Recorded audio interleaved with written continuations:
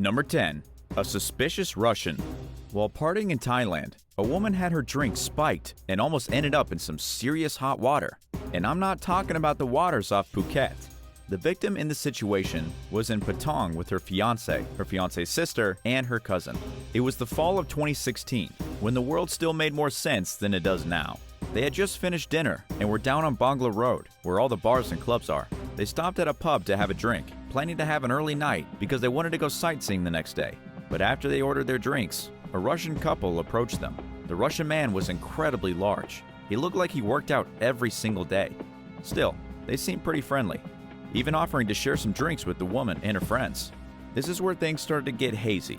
While the woman went dancing, the Russian woman started touching her face, saying weird stuff, and then she finally convinced her to go across the road. She said that everybody else had left, so they needed to go and find them. At this point, the woman was feeling the severe impact of the spiked drink. Around this time, the woman's fiancé was looking desperately for her. He had gone to the hotel, he had raised a huge commotion, and he had even gotten the police involved already. He could not find her anywhere. When he went outside again to keep looking, he and the woman's cousin saw her being forced into a taxi. The woman had been drugged. The Russians had organized her to be kidnapped, and a local guy was driving the cab. It was a kidnapping scheme that went wrong at the very last minute. If the fiancé hadn't gotten there when he did, his bride-to-be would have been sold to human traffickers and probably never seen again. Number 9. Walking to her death. At the age of 20, Wesley Street was convicted for assaulting, violating, and murdering his childhood friend after what should have been a fun night out. Wesley had joined Keely Bunker to celebrate her birthday. They went partying with more of Keely's friends, including her best friend Monique Riggin. Everyone drank and partied. It was a big celebration, and then the night finally ended. On September 19th, the group took a taxi back to Monique's house. Wesley was then given the duty of walking Keely safely back to her house, but Keely never got back to her home. Sometime during the walk, Wesley took her into a dark city park, sexually assaulted her, and then murdered her. He left her body brutalized and went back to his own place, where he slept like a baby. In the end, Keely Bunker did not have a very good birthday. According to what was revealed during the court proceedings, Keely was choked to death. It's believed that Wesley put her in a chokehold for several minutes, long enough that she was probably already dead long before he even released her throat. He's now gotten a minimum of 29 years in jail. But here's where this will upset you even more. Wesley Street had already been busted 3 times for sexual assault and illegal sexual activity with a child. And yet, he had never gotten in trouble for these crimes. This meant nobody knew about his grim past, so he was able to have all these friends who trusted him and didn't know he was a predator. Nothing being done about this guy sooner or later directly resulted in Keely Bunker being strangled to death in a park on her birthday. Number 8. Stabbed for a lighter. Jacob Billington was out visiting some friends in Birmingham. Jacob and his buddies decided they were going to go out for a night on the town. They hit up some pubs, they had some drinks, and everything was totally fine. In fact, even when the end of the night came around, nothing horrible had happened. Jacob and his friends were walking home when a stranger approached them. The stranger asked Jacob if he had a lighter handy, and when Jacob said he didn't, the man pulled out a knife and stabbed him to death. Nobody has any idea what the motive was for the terrifying crime. According to Jacob's surviving friend, Michael Callahan, it was a completely random attack. Michael had actually been stabbed by the crazed assailant as well, spending 187 days recovering from his injuries in the hospital. Michael said everything happened so fast that it's hard to really remember. He knows the stranger came and asked for a lighter. Jacob said they didn't have one, and suddenly there was a scream.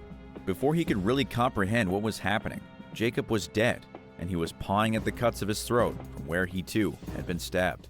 The knife that stabbed Michael in the throat severed his carotid artery, his jugular vein, and caused him to suffer a stroke in the hospital. The surgeons had to perform an emergency craniectomy, in which a part of his skull was removed. He was then put into a coma for 3 weeks. Michael survived the incident.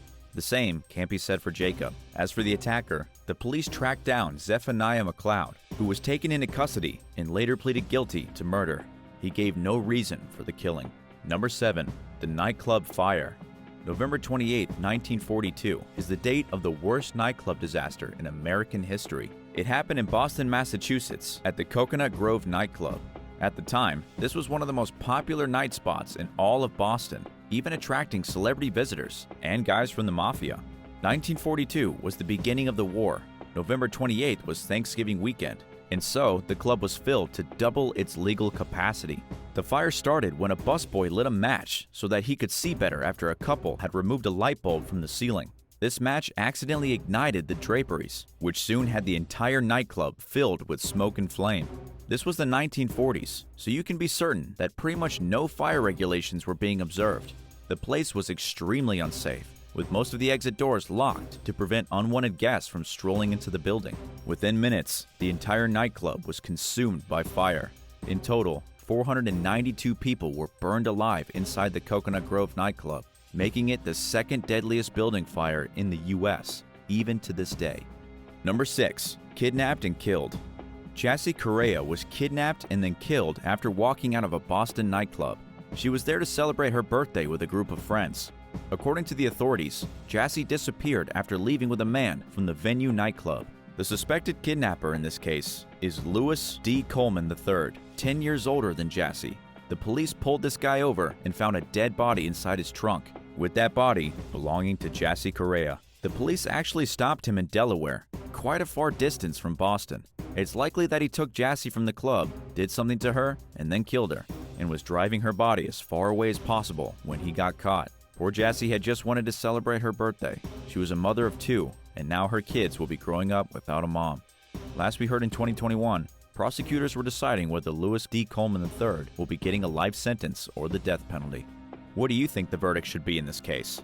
Is this one of the times where the death penalty is completely fair? Let us know your thoughts in the comments, and don't forget to hit subscribe. Number 5. A dangerous date. After a night on the town, a man in Fort Lauderdale, Florida, got robbed by his date. The victim had been identified only as Eddie, and he said that he was out with friends along the Las Olas Boulevard when they stopped in a Piazza Italiana. When they went into the bar, Eddie noticed a pretty woman sitting near the counter. He went up and started talking. She informed him that she just came from Los Angeles and that she was staying with her 3 kids at a hotel. Eddie was getting extremely excited. After all, it wasn't like he had many opportunities to meet beautiful women while out at night with his friends. At some point, he went to the ATM to take out money, but that's when everything really went wrong. The pair went back to Eddie's place. She asked for a drink. Eddie made 2, and then he got dizzy. Really dizzy. He didn't lose consciousness, but he definitely felt disoriented. His date started getting erratic. She stormed out of his house, and Eddie fell asleep. When he got up, his phone was gone, so was his wallet, and so was $6,000 from his bank account. Luckily, Eddie believes the woman will soon be apprehended. When she took his phone, she took a picture of her face, and this picture is saved to Eddie's cloud, which he has access to through his iPad. He's now given the police her picture in hopes they catch her soon and throw her in jail.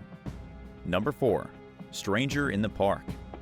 A young teacher, just 28 years old, was killed after a night out with friends. Much like a lot of young women who are killed after a night out, it happened in a dark city park. Her body was discovered 24 hours later in the park in southeast London, still wearing her sparkly boots and a slip dress. The police have since caught the murderer and solved the case. They say that Sabina Nessa was walking a very short distance from her house to a local pub to meet up with some friends. But as she was walking, 36-year-old Kochi Selamaj struck Sabina in the back of the head, then carried away her unconscious body.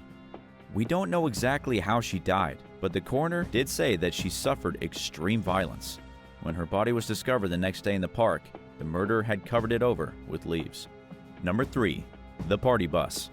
Driving around the city on a party bus seems like the best way to celebrate a birthday. Unfortunately for a group of teenagers, what should have been a great time on a party bus turned into a bloodbath. A gunman fired roughly 70 rounds through the windows of the party bus as it drove down an Oakland freeway. The shooting killed at least 2 teenagers and wounded 5 others. The attack started just after midnight. The bus at the time was carrying over a dozen women back to Oakland from where they had been partying in San Francisco. The group was celebrating the 21st birthday of one of their friends. But what's really crazy is that the shooters actually followed the bus all the way off the interstate and into the city streets. There were at least 2 shooters unloading bullets on the bus, following everywhere it went. Luckily, the bus driver knew where the nearest police station was and drove his bus straight into the police station parking lot. Driving to the cops was enough to get the shooters to stop following them, but even after a car chased a bus filled with teenagers through the city streets, literally killing people inside, the cops haven't made any arrests yet. They don't have any suspects. They haven't found the vehicle, and basically nothing is getting done to solve the case. Number 2. Off-duty date night. A couple of off-duty police officers had their date night ruined when the fast food restaurant they went to in Louisville was robbed. Police Detective Chase McKeown and his wife, Officer Nicole McKeown, were having a Saturday date night at the Raising Cane restaurant near their place. They were sitting there eating when a man wearing a mask and a black hood walked inside the fried chicken restaurant, pulled out a gun, and tried to rob the place. First of all, who in their right mind tries to rob a chicken restaurant? What would you get away with? Maybe $40? In any case, the robbery went anyway. The cop couple stood up at the same time with their weapons drawn, ordering the robber to put his gun down. The criminal tried to run away, but the couple chased him down no problem and arrested him there in downtown Louisville with the help from the local cops. And number 1. Sold as slaves. Elia Beltran and her friend were walking out of Club Rio early on a Tuesday morning when they were both abducted. Out of all places, this happened in Texas, in West Oak Cliff. The kidnappers stole the 2 young girls at gunpoint, kept them prisoner inside their own 1997 Ford Explorer, and drove them around town, deciding what he was going to do with them.